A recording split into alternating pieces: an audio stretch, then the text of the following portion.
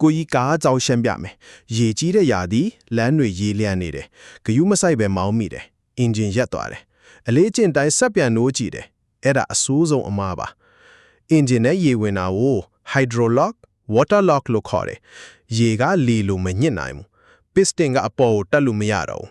ရလက်က connecting rod ကွေးတယ် engine block အကွဲတယ် engine တစ်လုံးလုံးတည်သွားနိုင်တယ်အဆင့်တစ်ရေထဲကိုမဖြတ်မောင်းပါနဲ့အကောင်းဆုံးဖြစ်နိုင်ရေကြီးတဲ့လမ်းကိုလုံးဝရှောင်ပါအဲအင်တိတ်ကဘလောက်မြင့်တယ်လဲမသိရင်အန်ဒီရများတယ်အဆင့်နှစ်ဖြတ်မောင်းရမယ်ဆိုရင်ဖြည်းဖြည်းမောင်းပါ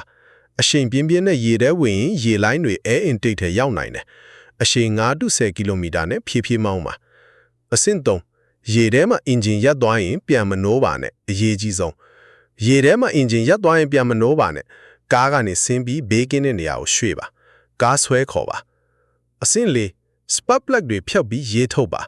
မကိန်းနဲ့မဟုတ်ရင်မလုပ်ပါနဲ့ဒါမဲ့တိထားတဲ့နဲ့ spark plug တွေဖြုတ်စက်ကိုမိနစ်အနည်းငယ်လောက် cranking လုပ်ပြီးရေထုတ်တယ်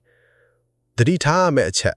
ရေထဲမှာအင်ဂျင်ရပ်ပြီးပြန်နိုးမိရင်အင်ဂျင်တစ်လုံးလုံးအစားထိုးရတဲ့စရိတ်350အထိကုန်နိုင်တယ်အကောင်းဆုံးကရေထဲလုံးဝမမောင်းပါနဲ့ဒါဆိုညီလေးအတွက်မေးခွန်း